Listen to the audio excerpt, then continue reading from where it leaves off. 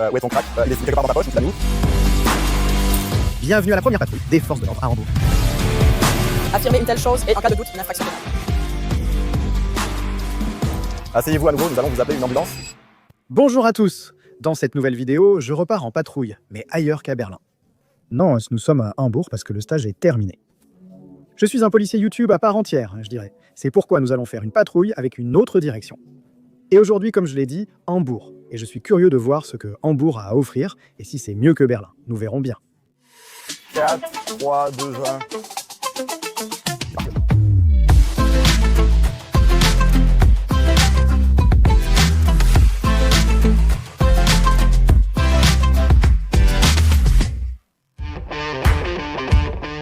Bien sûr, je ne suis pas seul à Hambourg. Aujourd'hui, je fais une patrouille avec Yann et Björn.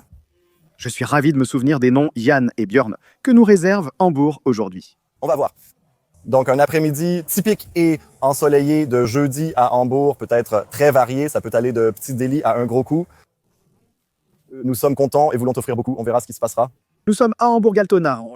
Je sais que les studios régionaux sont juste au coin. Je crois qu'ils enregistrent toujours le jeudi. Il y a des politiciens là-bas. Allons-y, on y trouvera suffisamment de gens à arrêter. On va y arriver. J'ai appris aux États-Unis que les policiers doivent savoir où se trouve l'arme de secours en cas de besoin. Je me demande si c'est aussi le cas pour la police allemande.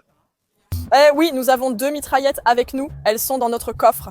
Est-ce que toutes les voitures de police allemande ont ça, ou seulement celles de Hambourg? Et est-ce dans tout Hambourg, ou juste le nord et pas le sud? Je suppose qu'à Hambourg, toutes les voitures de patrouille normales en service habituel sont présentes. Je suppose que les voitures de patrouille en Allemagne ont le même équipement standard. À quoi servirait-elle si une grande guerre ou un attentat terroriste éclatait si elles restaient toutes à l'intérieur? Tout ce qui pourrait nous mettre en difficulté avec notre arme à feu normale. Donc, si notre adversaire est aussi armé, particulièrement lors d'actes terroristes, de tueries de masse ou quand il faut établir un périmètre de sécurité à distance, une mitraillette comme celle-ci, capable de toucher de petites cibles à grande distance, est très utile. Envoyons le caméraman là-bas pour que tu montres tes talents. Il faut dire une chose, on a le meilleur temps qu'on puisse avoir. Il y a des petits gâteaux ou quelque chose comme ça là-bas, près de l'Elbe. Ils font des gâteaux vraiment délicieux.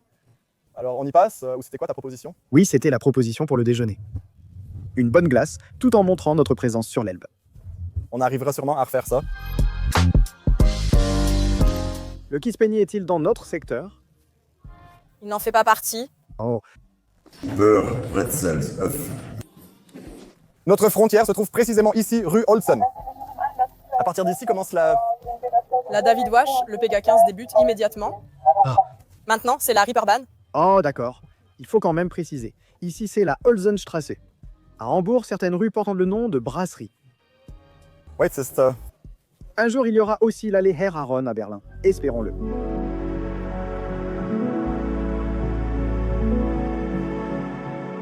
Alors, il semblerait qu'il y ait eu un accident de la circulation entre un bus et une voiture, d'après ce que j'ai compris, et nous devons maintenant le constater. Le lieu exact d'intervention n'est pas tout à fait clair. Il semble que le bus ait continué jusqu'à la gare routière d'Altona pour s'y garer. Le responsable présumé de l'accident a quitté les lieux avec son véhicule, qu'il ait attendu sur le lieu initial de l'accident ou qu'il ait simplement pris la fuite, commettant ainsi un délit. C'est ce que nous allons devoir vérifier tout de suite. Espérons que le conducteur en fuite se soit manifesté auprès de la police et qu'il se présente maintenant au commissariat pour signaler l'affaire. Nous allons parler au chauffeur de bus. Si nous le trouvons dans cette jungle de bus, et nous verrons bien, il se peut qu'il ne s'agisse plus d'un délit de fuite après un accident de la route. Si les deux se sont déjà échangés leurs informations sur place, nous verrons dans quelle mesure notre présence est encore nécessaire.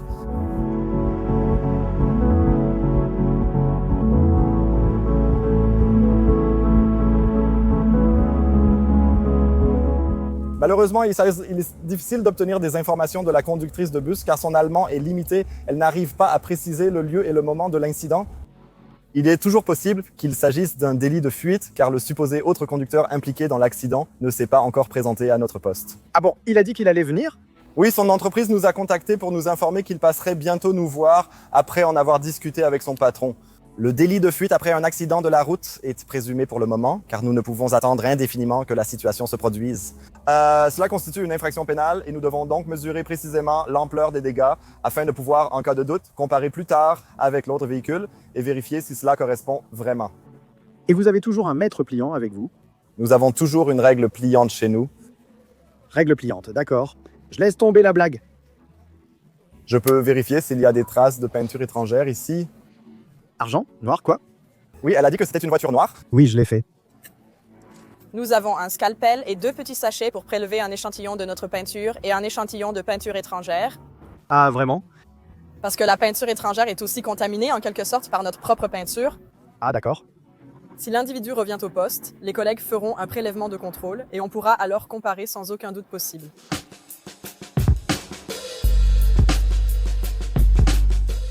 Alors, on va aussi retourner sur le lieu présumé de l'accident et on va prendre rapidement quelques photos. Bon, donc ici, ça semble être le lieu présumé de l'accident. Un bus s'est arrêté ici, elle a tenté de le dépasser.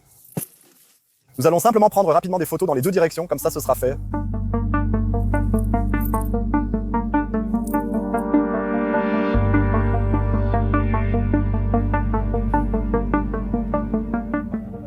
Un accident du travail? Où allons-nous maintenant?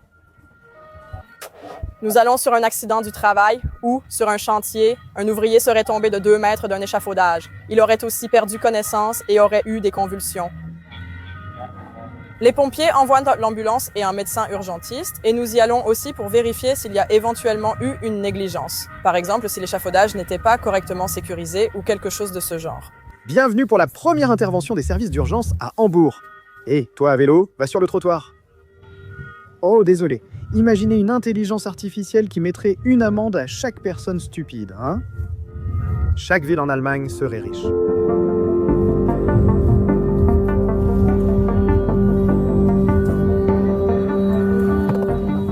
Voici comment se déroule l'opération.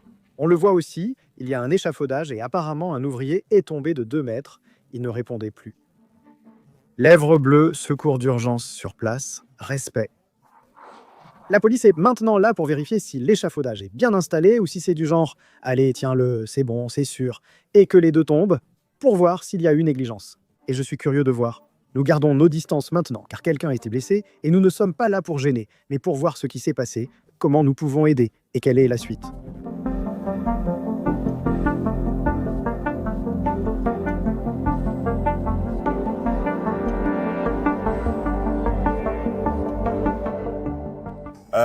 Un employé travaillant au plafond dans le nouveau marché est tombé à la renverse de l'échafaudage. Ah, pas de celui qui est dehors, mais de l'intérieur. Non, à l'intérieur, il travaillait au plafond, il a fait un pas dans le vide et est tombé sur l'arrière de la tête. Aïe. Il a perdu connaissance et est maintenant hospitalisé pour une suspicion de traumatisme crânien. Il a repris conscience et va bien. Les pompiers se sont bien occupés de lui. Nous avons interrogé des témoins présents avec lui sur l'échafaudage. Nos collègues ils vont consulter l'Office de la protection du travail pour voir ce qu'ils vont en faire maintenant. S'il y aura une plainte pénale déposée contre les responsables, nous laissons cela à nos collègues. Très bien, je pensais déjà qu'il était tombé ici et que les collègues continuèrent tranquillement. Mais bon, le chantier doit aussi avancer. Il faut qu'elle soit terminée, oui.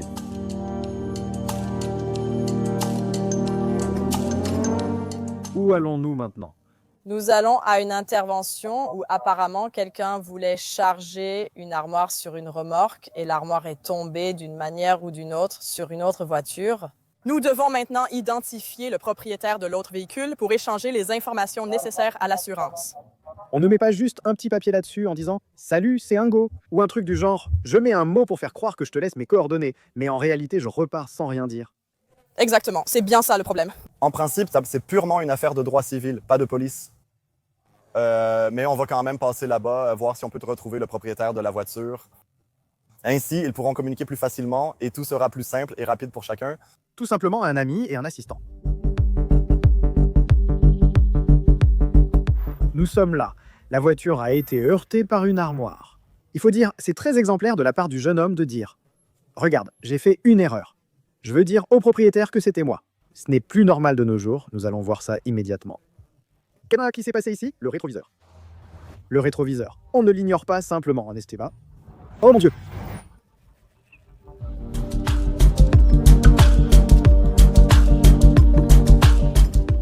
Oh non! Nous sommes bien sûr toujours en déplacement avec 2 voitures parce que l'équipe des réseaux sociaux nous suit et là devant, ils ont regardé derrière et freiné. Je trouve ça très bien que le résident ait mis un mot ici. La police est venue suite à un appel. Le monsieur habite juste ici. Et il lui montre maintenant, tu sais, une étagère est tombée contre ta voiture. Lors de telles interventions, il est génial de demander aux gens la permission de leur montrer. Bien sûr, montrez-nous, ça peut arriver à n'importe qui, ce n'est pas grave. Et j'admire énormément l'honnêteté d'appeler. N'hésitez pas à écrire homme d'honneur dans les commentaires. Combien d'accidents par l'arrière se produisent à cause des curieux qui ralentissent pour regarder? Oh, c'est une bonne question. Trop souvent, probablement. Oui, ça arrive de temps en temps. On voit effectivement cela ici, sur la rue Stresemann. La circulation est dense ici, ça m'est arrivé plusieurs fois.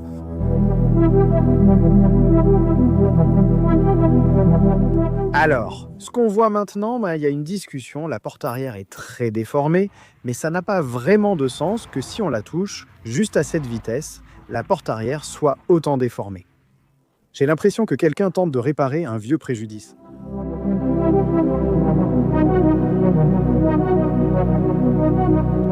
Là, ça devient un peu agité parce que la question est justement de savoir comment la voiture a pu heurter de cette façon.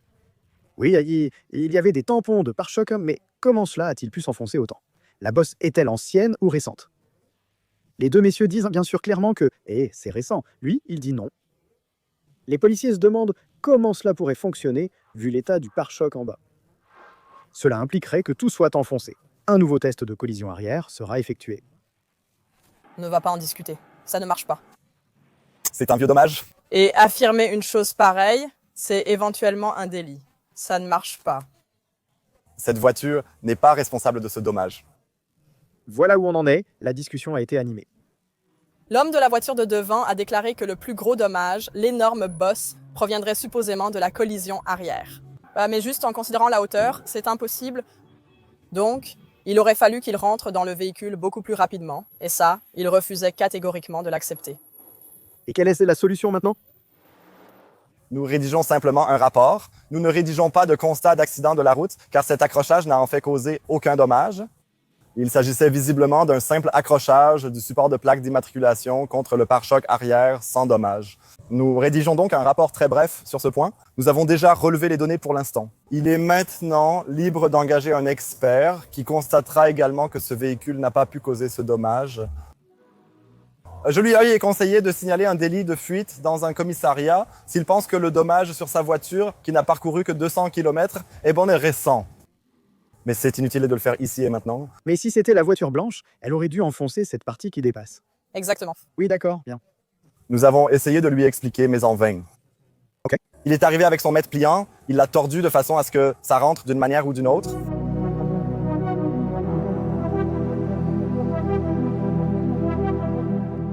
On vient de discuter de beaucoup d'informations internes. Où allons-nous?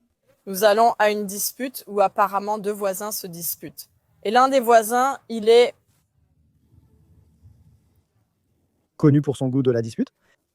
je pense qu'il souffre d'un ou 2 troubles psychologiques. Et il pense que ses voisins, par exemple, le terrorisent avec des décharges électriques à travers le plafond ou le plancher. Il se querelle actuellement avec un voisin soupçonné d'avoir provoqué ces décharges électriques. Oui, la police, nous allons monter. C'est un appareil mobile qui produit de l'électricité, générant ainsi des vibrations. Et j'ai dormi sur le ventre et mon cœur a failli lâcher. Il a travaillé toute la nuit en utilisant uniquement des vibrations, de l'air comprimé, de l'électricité et un champ magnétique. On l'a un peu entendu, mais quand même, qu'est-ce qui s'est passé? Le monsieur affirme que son nouveau voisin, qui habite ici depuis 8 semaines, ainsi que les précédents locataires, le torturent avec des décharges électriques à travers le plafond. Et il nous a demandé d'enlever l'appareil de l'appartement. Vous l'avez fait? Oui, l'appareil a été retiré de l'appartement. Vous avez dit, on l'a enlevé, et il a répondu, super. Oui, il a dit « Super !» On espère qu'il ne sonnera plus, c'était le deal. Retirer l'appareil de l'appartement en échange de l'arrêt de la sonnerie. Et maintenant, on croise les doigts pour que ça marche. Eh bien, si le problème est résolu comme ça, super. Oui, très bien. On va voir, oui. Il s'agit d'un cas bien connu du service social, un 6A, qui croit que ses voisins le torturent avec des décharges électriques à travers le plafond. Nous avons maintenant, devant ses yeux, soi-disant retiré l'appareil mystérieux de l'appartement du voisin et j'espère qu'il s'en contentera. On voulait aller chercher à manger, mais maintenant, on va où? Dans une rue commerçante, pour ainsi dire, et là, il y a un musicien de rue et ça dérange probablement un habitant, un en particulier. C'est toujours comme ça à cet endroit. Il y a toujours un habitant qui appelle. Et là, on doit vérifier si le musicien de rue a le droit de jouer ici. À Hambourg, il y a effectivement des règles assez strictes que la plupart des musiciens de rue ne respectent tout simplement pas. D'abord, il faut être musicien. La loi le stipule en premier lieu, exactement. Deuxièmement, en principe, ils n'ont pas le droit d'utiliser un amplificateur pour jouer de la musique. 21 pour le 612. Et c'est justement ça qui dérange la plupart des gens quand ça résonne pendant des heures dans la rue commerçante étroite. Là, les gens se sentent dérangés. Personnellement, je dois dire que, surtout par une si belle journée ensoleillée, je me mettrais probablement à côté où j'écouterais à mes yeux, ça donne de la vie à la ville, au centre-ville. Cependant, les règles sont les règles. En tant que police, dès qu'un appel est dépassé, nous devons intervenir.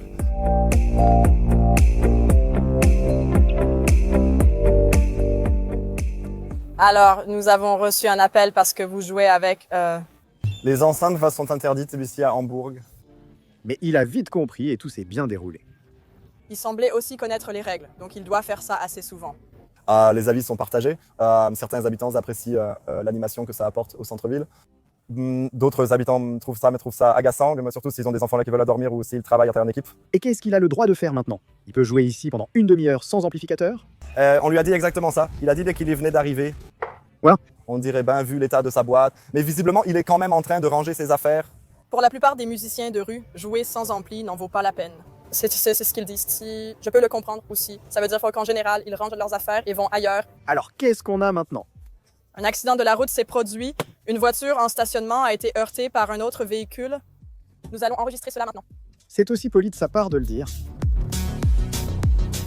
Avez-vous votre permis, la carte grise et votre carte d'identité? Comme tout à l'heure, j'essaie maintenant de déterminer ici le propriétaire du véhicule. Mais il n'a pas le droit de se garer ici non plus, n'est-ce pas? Oui, c'est fondamentalement correct. Mais une voiture à l'arrêt ne peut pas causer d'accident. Ah, d'accord. Donc de ce fait, c'est bien lui le principal responsable. Nous pourrions bien sûr lui donner une amende en plus. Cela n'a aucun lien avec l'accident. J'ai désormais une autre plaque d'immatriculation. C'est technique, ils n'ont pas ça à Berlin. Maintenant, tu vois, regarde. Je peux maintenant identifier le propriétaire et sa résidence. Il vit aussi près d'ici. J'irai directement là-bas et le ferai sortir. La collègue a rassuré le monsieur en lui disant que ça peut arriver à tout le monde. Normalement, c'est après une infraction, il y a une amende de quelques euros. Je te fais un avertissement verbal, ne le refais pas, car ça peut vraiment arriver. Il faut l'admettre, il est mal garé. Beaucoup auraient continué leur route après l'avoir heurté dans le virage. Le jeune homme a appelé la police et a réglé le problème via son assurance de manière exemplaire. Je n'ai pas pu joindre le propriétaire, il n'est pas chez lui. On va juste lui laisser un mot sur sa voiture. Le numéro de dossier y sera inscrit pour qu'il puisse nous recontacter. Où allons-nous maintenant? Nous allons à une intervention où un homme a appelé pour dire que lui et sa fille ont apparemment été insultés et menacés par une femme sans abri et il souhaite probablement porter plainte.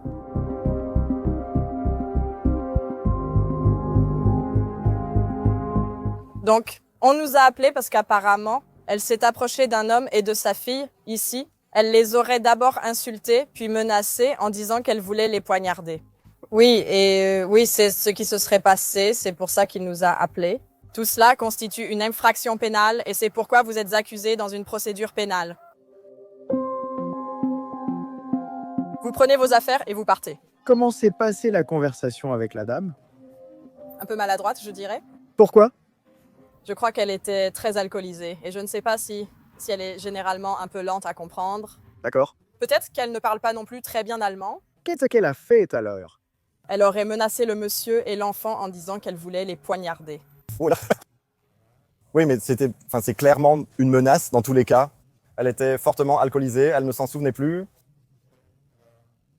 Ivre, elle a apparemment crié quelque chose dans son coin. On ne peut pas vraiment parler de sérieux ici.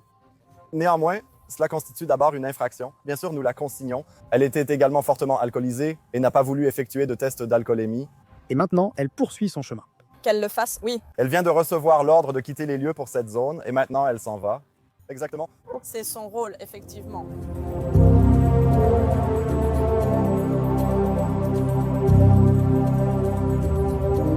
maintenant prendre la dame, mais je n'ai aucune idée de ce qu'il y a là.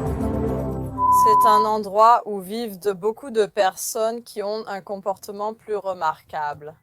Nous suivons maintenant l'histoire d'un père et d'un fils sans lien de sang.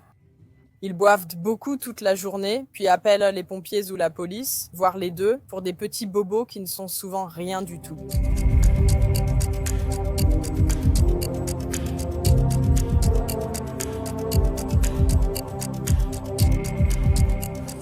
En général, la porte est aussi ouverte.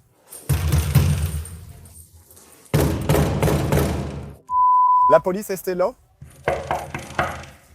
Ils sont plus souvent ici devant. Salut. Qu'est-ce qu'il y a? Qu'est-ce qu'il y a, quand il y a? Eh bien, où est donc votre père? Eh bien, papa. Où est l'autre? J'étais en train de faire des courses. Oui, Zach, Il est ivre. Est-il possible que tu aies également frappé l'autre camarade? Non. Tu es plutôt pacifique, hein? juste comme ça, boum, et puis... Pas besoin d'agiter la main ici, ok? Bien. J'ai des vis dans la mâchoire. Oui, l'ambulance est en route. L'ambulance est en route, ils vont regarder ça tout de suite. Dis A, comme chez le dentiste. Tout est intact, tout a l'air parfait. Si demain la douleur persiste, direction l'hôpital. Tu vas y arriver. Alors, quelle était la situation maintenant? La situation était que monsieur a déjà bu 2 bouteilles de vodka aujourd'hui. Il était très ivre. 7h30, c'est sportif. Il affirme qu'il a été frappé par un voisin. Quel voisin exactement? C'est une grande question. Maintenant, l'ambulance veut le revoir puisqu'elle est déjà là. D'accord. Mais je ne pense pas qu'il y ait de grave blessure. À quelle fréquence venez-vous ici?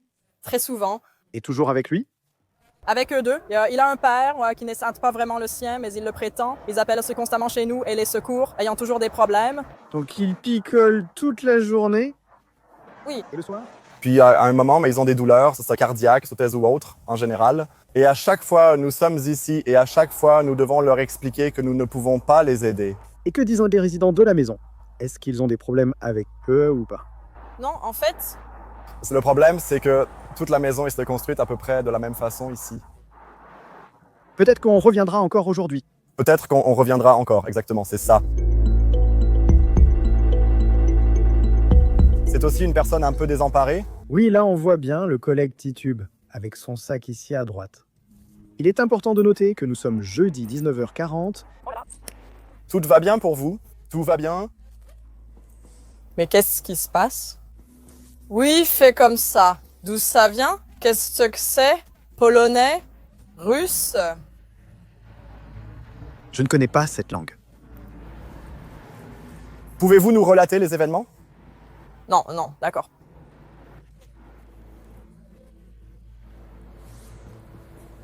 Mais ici, qu'est-ce que c'est? Bonjour. Tu veux t'asseoir un peu? Nous avons ici un homme âgé qui est très ivre, malheureusement probablement aussi sourd ou muet. Et il faut maintenant clarifier jusqu'où il doit rentrer chez lui, s'il est un danger pour lui-même. Il a un peu de sang sur les mains. Il pourrait être simplement tombé, ce qu'on va clarifier. Les collègues l'installent sur une chaise, car il titube vraiment, puis on verra la suite.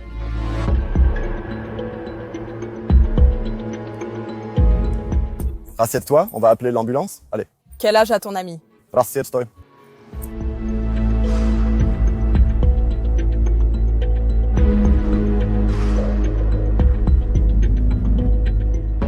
On a constamment tenté de communiquer avec monsieur, mais c'était très difficile. Je pensais déjà que le collègue précédent, dont la maison est en face, était bien ivre. Mais lui aussi, enfin, il veut toujours saluer. Et justement, quand les secours sont arrivés, c'était pareil. Oui, maintenant, il danse. Il est juste extrêmement ivre. On lui a encore dit d'aller dormir, parce qu'il faut dire qu'il n'a pas besoin d'ambulance, il n'est pas dangereux, il est juste complètement bourré. Quelqu'un est encore tombé. Donc en fait, l'affaire était réglée, le monsieur était calmé, rentre chez toi et tout ça, et après les 2 premiers mètres, ouais, il a perdu l'équilibre et il est tombé la tête la première. Maintenant, le monsieur est quand même dans l'ambulance. Quel était son comportement ? Il a tout simplement, encore une fois, beaucoup trop bu et n'était plus en état de marcher tout seul. Il avait aussi des plaies sanglantes au visage et aux doigts. Il serait déjà tombé plusieurs fois. Nous voulions d'abord le laisser s'asseoir ici. Au début, il semblait qu'il allait s'en sortir, mais finalement non. Nous avons ensuite appelé une ambulance. Eux aussi pensaient au début que ce n'était pas nécessaire d'aller à l'hôpital. Mais il a ensuite prouvé que c'était bien un cas nécessitant une hospitalisation. Maintenant, ils l'emmènent tous les deux avec eux. Il va sûrement dormir là-bas et probablement continuer à boire ce soir. Je suis désolé, mais cet homme est tombé en pleine face. C'était la meilleure preuve. Il doit partir.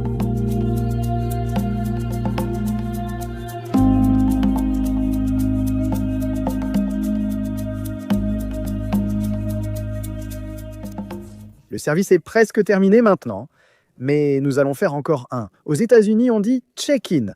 Comment vous appelez ça quand vous emmenez quelqu'un et qu'il va en prison chez vous? Nous n'avons pas vraiment de terme précis pour ça. Arrestation. Oui, arrestation, mise en garde à vue. Oui, alors appelez ça check-in. C'est exactement comme quand on arrive à l'hôtel. Faisons un check-in. Je vais voir ce que ça ferait d'être arrêté ici à Hambourg.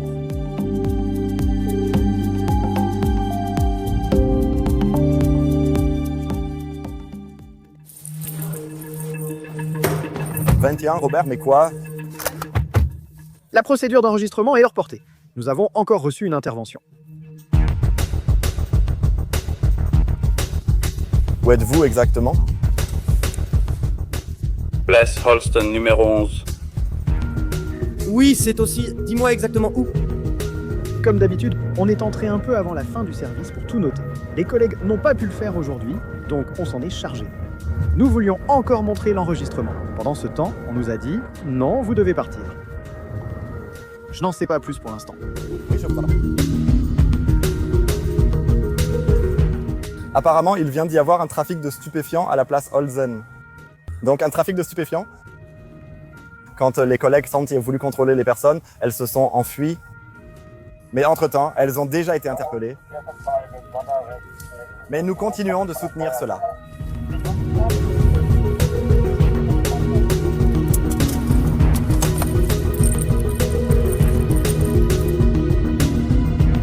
Mettez-vous contre le mur là-bas, puis je vous laisserai partir.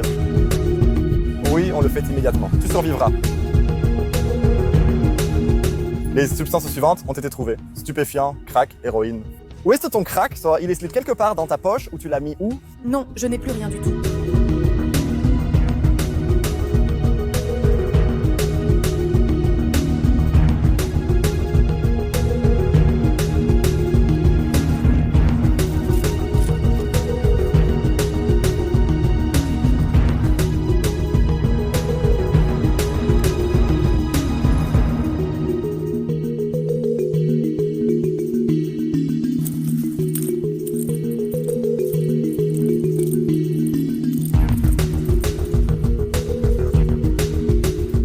Les choses. Nous avons fouillé 2 personnes, puis nous les avons relâchées avec une interdiction de séjour, à ma connaissance. Et le dernier monsieur, il a été vérifié dans notre système et il a un mandat d'arrêt en cours pour un vol commis il y a 3 ans. Waouh. Il sera placé en détention provisoire. Alors, quelqu'un vient d'être arrêté qui... 21-2. Nous aurions besoin de Björn. Bien, on continue. On continue maintenant, car on a besoin d'un collègue masculin pour une fouille.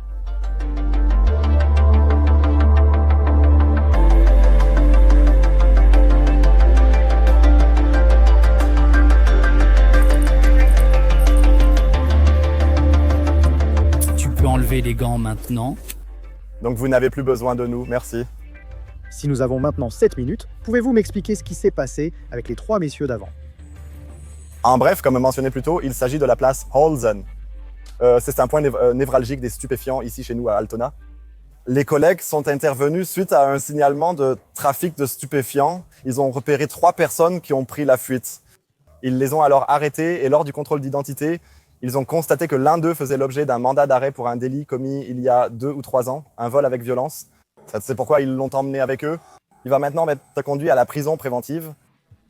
Et en même temps, nos enquêteurs en civil qui sont aussi sur le terrain ont repéré une personne qu'ils connaissent déjà pour divers cambriolages et qui traîne toujours dans le coin. Il doit maintenant être contrôlé car il a un vélo avec lui qui n'est peut-être pas le sien. Cela a été vérifié maintenant. Tout va bien. Il n'est pas recherché, on ne peut pas dire si c'est le sien pour le moment. Donc pour l'instant, on en a fini ici.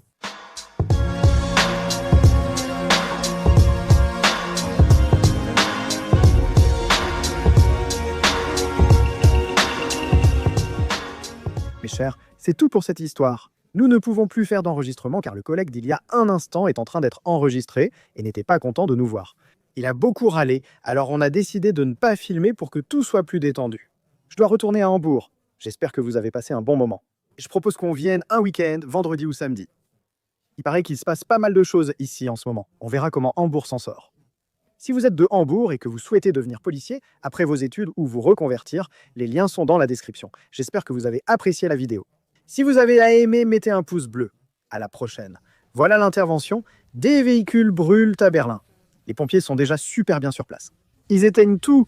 On ne sait même pas encore pourquoi ils brûlent et tout ça, mais au final, il y en a 4. Et il y en a encore d'autres derrière. Ça peut vraiment dégénérer.